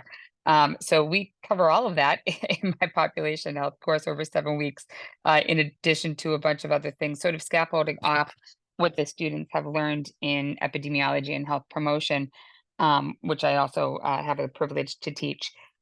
So our students look at sort of what they expect to see in population community health, and I really try and get them to think outside of what bedside nursing looks like, because not every nurse works in bedside nursing, but every nurse interacts with patients. And sometimes what happens in these communities are really indicative of what we're seeing in the hospital-based settings with our patients, and why we're seeing patients that are repeat patients, or why they're non-compliant. It almost never has to do with not wanting to take their medications. So what we try and teach them in the population and community health course is, what determines a population of vulnerable needs. And we use the federal criteria for that, but we let students pick the populations within their own demographic community, their geographic community locations where they're doing their clinicals. And they perform a Winsard survey where they're actually out in the community, surveying the community and doing a needs assessment, taking photos and identifying the top 3 problems of that community, and then isolating it down to one priority problem that they're going to work on for the next couple of weeks. They do a SMART goals template, and then they take that and turn it into a very well thought out and detailed action plan later in the semester, where they're looking at policy and shareholder involvement, who they'd need to bring on board, what things in a community might help or hinder putting that action plan into place, and looking at budget. And then one of the last things they do in the course is they then look at other agencies within the community that are not a hospital-based community facility that they could then give this plan to. And in the past, we have had students go back to like the mayor of their community and say, listen, I worked really hard for 7 weeks on this, and I know you don't think we have a substance use disorder problem, but we do. And here's all the work I've done on it. And when you're ready to make some positive changes, I'm happy to help with that. And so we've really seen these students take experiential learning and turn it into transformational leadership opportunities, as shareholders in the community, as even just people living and working there, even if they don't necessarily go back to a population or community-based role working, and because most of these students are not in population or community health, although the school nurses don't realize they fall into that criteria. The VNA nurses, the visiting nurses, don't realize that. Our outpatient clinic nurses and all of our substance use and opioid use disorder folks have really had no idea, unless they're doing grassroots work or on a mobile van somewhere, that they're actually the exact population and community health nurses that we're talking about. We've actually seen some students go and want to pursue that as a career after these courses, when they realize that they're not just somebody making recommendations, but now they are somebody that could be a change agent that can really be involved in the communities. They really have appreciated the fact that we've taken some of our high needs grant money and utilized it for doing substance use disorder and opioid use disorder. In my course 401 is one of the courses that was part of that grant for the SUD/OUD. And we've continued to leave it in there, even though we're no longer falling under the financial benefits of that grant to get it up and running. But the students really do find benefit in it and are able to apply looking at those communities and isolating the community problems with opioid and substance use disorder. Even with the students who tell me in the first week of course in a reflective journal that their community isn't going to have any of these problems. And then by the time they get to the end of that 7th week, they never come right out and say they were wrong. Some do, but a lot have not come right out and said that they were wrong. But they have been able to identify where those challenges are and how those challenges do impact communities on a much larger level than just the drug overdose that so-and-so experienced in their school. It definitely has a more personal, I think, effect on a lot of these students when they get done with this program. So we managed to take all of the health disparities and social determinants of health and use a lot of outsourcing in the course, in addition to their clinical hours, to have them look at, issues with the triple aim and what the triple aim really is, and how to look at communities as the bulk of where our patients are coming from, and sort of how a community can really influence and affect healthcare and access to healthcare, and how that helps us maintain healthier communities to keep our patients out of a hospital, which is, I think, everybody's goal these days. Okay, so now you have a picture of what we do in population health. Is there, we have about 1 minute for this, if our council members have any advice for us based on what we presented, and then we're going to go on to one more topic. So I'll start. And if you do, I was going to say, if you do have any questions, I did see Andrew Blumenthal here. And Andrew, I'm going to put him on the spot. Is one of my former students from 401, and had one of the better action plans that I've seen. So if you feel like you want to put him on the, sorry, Andrew, on the spot, he's close to commencement, it would be a great student aspect as well as somebody who's taken these classes. So I'll just start quickly that I mean, I love, this is my Ballywick. I love this stuff. I feel like we are preparing people not just to do tasks, but to do some critical thinking around what is health and how does this, what I'm doing right now, affect the health of my community. So for the Federally Qualified Health Center, I'd want people to have this background at all levels. And I assume that Jane Hamilton would too in the school-based health center. And so, yeah, I think it's really important in all areas. Yeah, and Diana, I also teach healthcare policy, which I know is definitely in your wheelhouse. And that's one of the sites that we talk about is federally qualified health centers and community health centers, as well as acute care and substance abuse, mental health, those kinds of things. So they are exposed to it in healthcare policy. Afi. Thanks. I just want to echo what Diana is saying around enthusiasm and hand clapping. It's really great to meet you both. Also, it's been great to like cheerlead from the sidelines, but you know, grant funding ends, but the work doesn't. So I would love to connect. I've reached out to Cheryl. We want to like collaborate on how I can support the way that curriculum continues to grow. You know, I know that substance use disorder is pervasive. It's something that we all work on. There's a lot of great groups on the ground. You know, I know that Emily's doing great work over at O'Connor. And so I would love to help further connections between relationships outside of the practicum structure that exists, because that's an amazing program. And also I know I tried to get a lot of my groups involved so you guys could plug people in, but the forethought of like so far in advance, it's taken a while. So I think if we can have any more informal ways of connection to support the work, that would be great. I also have a lot of thoughts about compassionate naloxone administration, as well as compassionate forms of medication-assisted treatment. So there's a lot more low dose protocols that are coming out to reduce the pain and side effects that happens when we are supporting our folks with substance use disorder and opioid use disorder. And I know we don't have time today, but, and I'm not sure who like the clinical educators or what courses it makes sense to plug into for that. But I'm here to talk with anybody at any institution about that, and specifically supporting SUNY and how you are training the next generation to be thinking about and being leaders in that field. And Avi, I'm happy to talk with you outside of the meeting too. I do a lot with MAT as a prescriber. We do medical cannabis out of my office as well. So we work a lot with our patients, both males and females, to get them the support they need, especially like pre-op stuff and post-op stuff, and keeping in mind what everybody's treatment plans look like. And I think there's definitely a lot of room for education. We're actually speaking with somebody that's doing our Title IX about doing some sexual violence and human trafficking, and trying to offering it more as informational webinar-y sort of things. So happy to get my contact info to Cheryl so we can continue the dialogue. Great. Well, I'm hoping that today's meeting will open up new avenues of dialogue and communication. Then we don't only have to meet once a year. We can, should be in touch more often and do that. So there are 2 topics left on my list, but one of them I'm just going to ask for your help with an email. And that was, and please, Dr. Murphy, you'll forgive me, but we're not going to be able to present it. I'm just going to ask our council members. We have 2 master's programs. We have nursing education and nursing administration, and they're thriving and they're great. But I just wanted to ask your insight for some other suggestions for graduate programs.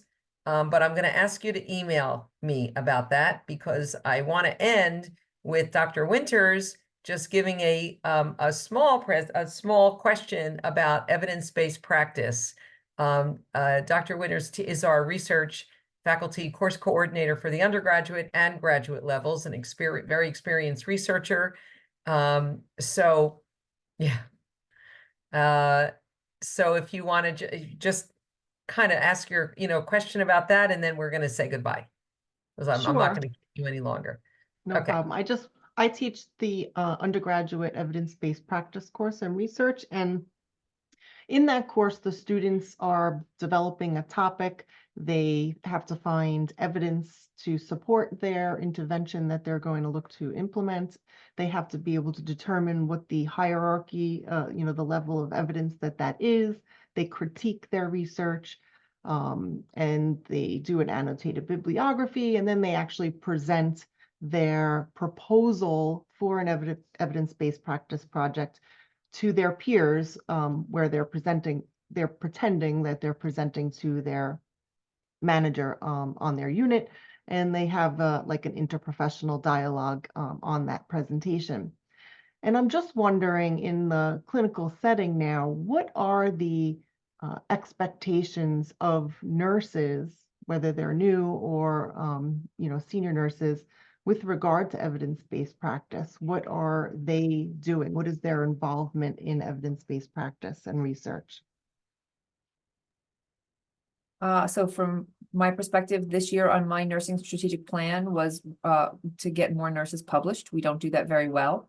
So and our evidence-based practice committee is a network-wide committee where it is a pretty robust committee full of people from everywhere in the network, where they review policies, policy changes, they bring practice issues forward, they do their own lit reviews. We have help from the librarian if they want to do a lit search. So it's expected and fairly robust in the Bassett Medical Center and in the network.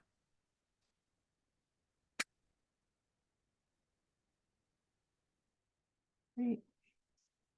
So it sounds like the things that they're learning in that course is helpful to prepare them for the clinical setting. Extremely applicable, yes. When is your expectation of when nurses start being involved in evidence-based practice projects, in terms of when new graduates come into your environment and they're learning the role and they're so immersed in becoming a proficient? It's part of that what's nurse your residency. expectation? Yeah, it's part of that first year. I mean, like, it's part of their PTAP, their transition into practice. They spend one of their months is evidence-based practice, and then they're expected to attend at least one meeting that first year just to make sure that they get their feet wet and are exposed to it. So you get them in the culture right away, Yep. which is great. That's Yep. great. Okay. Anybody else have any comments about this? Okay, so first of all, if you could, like I said, if you have any ideas for master's programs that in addition to what we're doing, we have a program planning committee and we're working on all kinds of different ideas and ways to expand our offerings. Over the years, we've talked very, very, very often about whether we would start nurse practitioner programs, and we ended up making the decision not to go that route, at least for the present time, because of clinical placements, and we're very isolated geographically, so it's very hard. We want to make sure that the program was very, very vibrant and viable, and so we decided not to do that. So we're looking for non-clinical other topics such as informatics and rural and things like that. So if you have ideas or have some input, we'd be very happy to listen to that.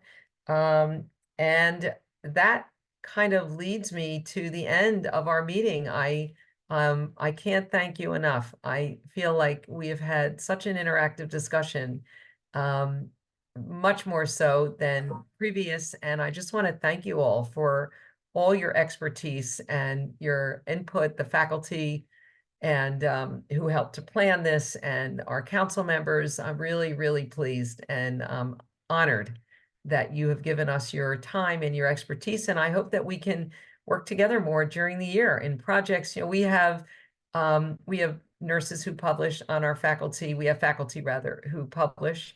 And if you want to do some collaborating with that, if you want to do other kinds of collaborations, we're very happy to work together, and we look forward to that. So Avi, you had your hand up, or somebody else had your hand up. So I want to thank you all. We're ending on time. I believe in keeping to time. And thank you very much. And if you have any suggestions for things that we can do better, please don't wait till next year. Send them our way. We're always open. And we look forward to more collaborations and learning from each other.